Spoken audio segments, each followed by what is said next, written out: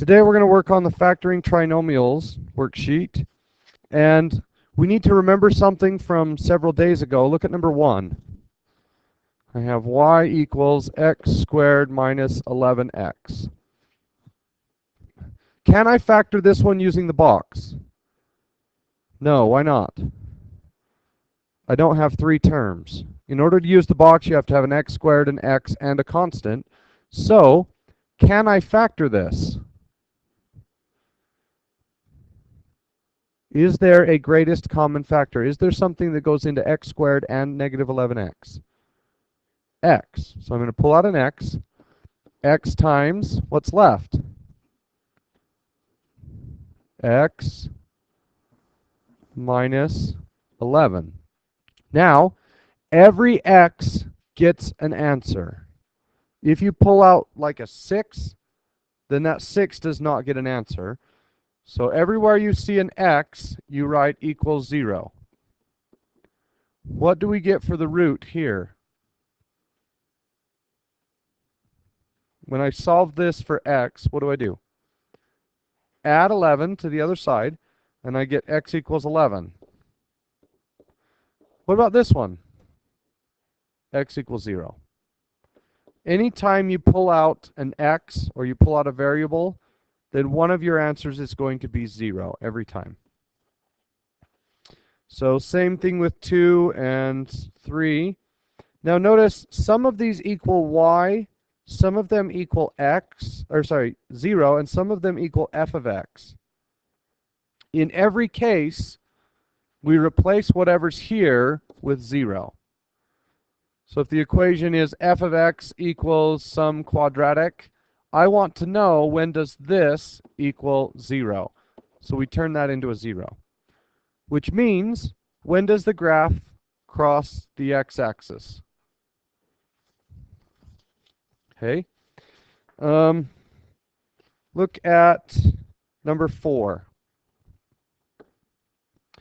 X squared minus 2x minus 15. We draw the box. We stick in the x squared and the negative 15. Multiply those together. Negative 15x squared. And now, if this is negative, what does that tell me about the factors? One's plus and one's minus. What does this tell me about the factors? The bigger number is negative. So when I make my list of factors, the right side, the bigger side, will be negative. So 1 and negative 15. 2 doesn't work. 3 and negative 5. And then 4 doesn't work, so we're done. Does one of those create a negative 2? 3 and negative 5. So I put a positive 3x and a negative 5x. What does the top row share? X. And then if I take an x out of this, what goes on top? X. And if I take an x out of the 3x, I get 3 and then negative 5. Those are the factors. X minus 5 and x plus 3 are factors. So if I set this equal to 0, what's the root? I'm going to subtract the 3 and get negative 3. And then down here, if I set this equal to 0, how do I move the 5? Add it. So the other answer will be 5. What is the significance of those two numbers? That's where the graph crosses the x-axis. So it hits the x-axis at negative 3 and 5. Yes? Yeah, on this worksheet, we are finding the roots. Yesterday's worksheet, we're not. You were just factoring. Okay. How about number 9? X squared minus 121. Can I use the box? No, why not? I only have 2 terms. The box, you need 3 terms. Can I pull anything out? Do x squared and negative 121 have anything in common? No. So can I factor this? This is one of those special cases. It's not prime. It's adopts. Difference of perfect squares. x times x minus 11 times 11. So whenever you have a subtraction and both of these are perfect squares, then I factor them into, what would it be? Conjugates, x minus 11 and x plus 11. Those are the easiest quadratics to factor, but it seems like kids forget that rule all the time. What are the roots going to be? It's 11 and negative 11, and we're lazy, so we just write plus or minus 11. And that would be 2 answers. Okay, number 12. What would I do on number 12? I could stick the numbers in the box and then multiply 4x squared by 80, and then you get 320x squared. That doesn't sound like fun. I'm going to divide a 4 out. So 4 times what's left? X squared minus x minus 20 equals 0. Do I need the 4? Okay. In this case, all I care about is where are the x values, or sorry, where are the x-intercepts? Okay. Yesterday, when we factored out the 4, we kept it because it is one of the factors. So we pulled it out, and then let's say we factor into x plus 6 and x minus 3. Our answer was 4 times x plus 6 times x minus 3. But I don't care what the factors are in this problem. All I care about is where does the graph hit the x-axis? Does the 4 affect where the graph hits the x-axis? No.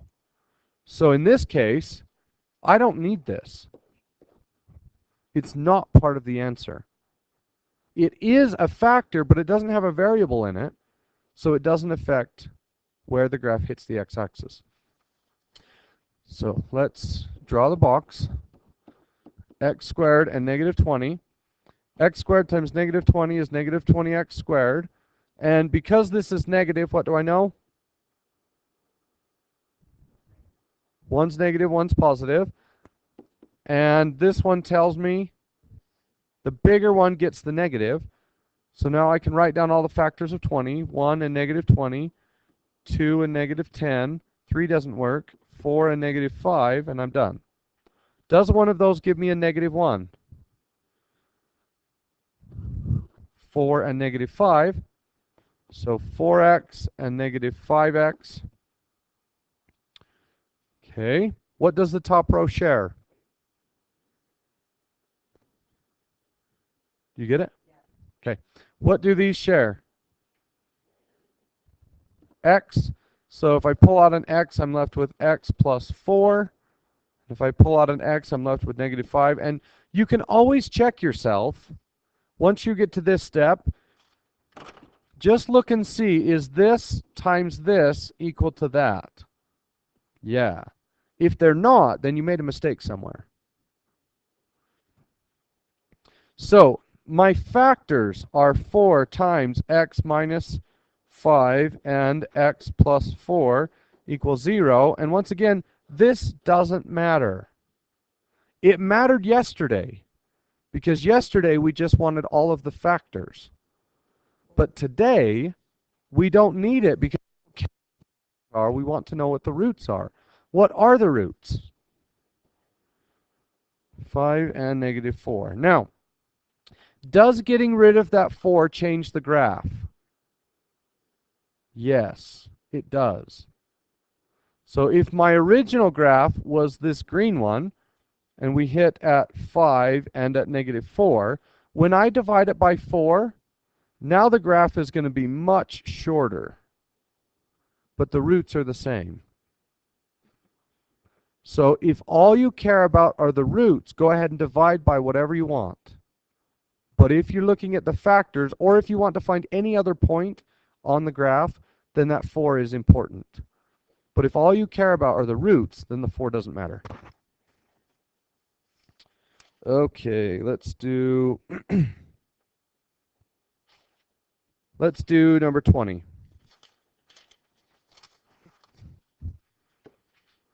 Number 20 says 18x squared minus 25x minus 3. Can I pull anything out?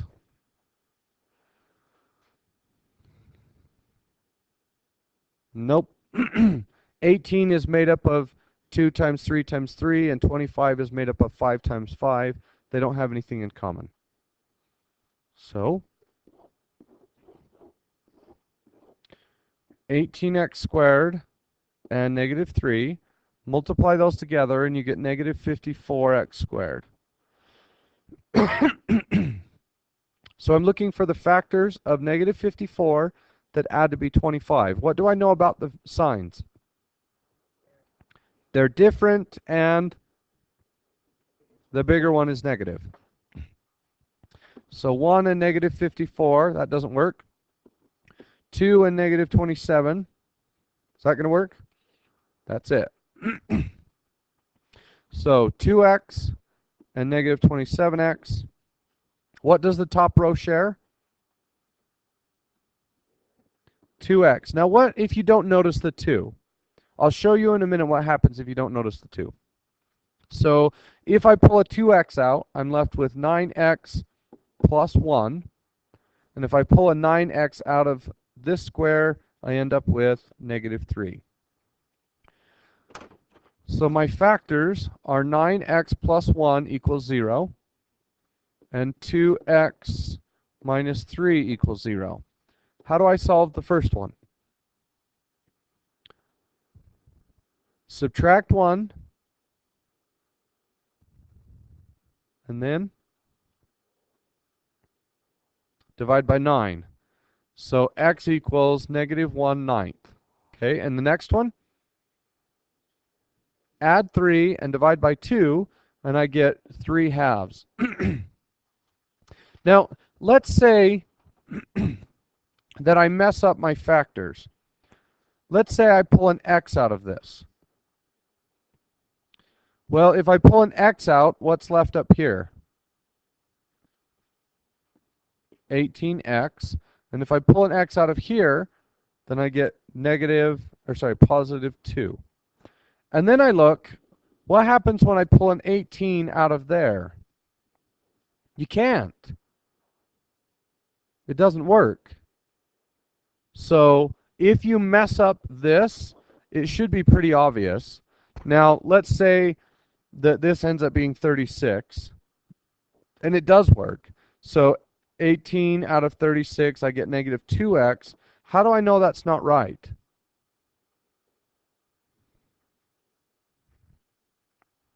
Go ahead, Gage. Oh, sorry, get rid of that. But this times this should equal that, and it doesn't. So it should be pretty obvious whether or not you make a mistake when you're factoring. Either the numbers you're looking for, they don't go into what you want, and even if they do, you can always do this times this and see if it's equal to that. If it's not, then you made a mistake somewhere. Okay? Get to work. Good luck.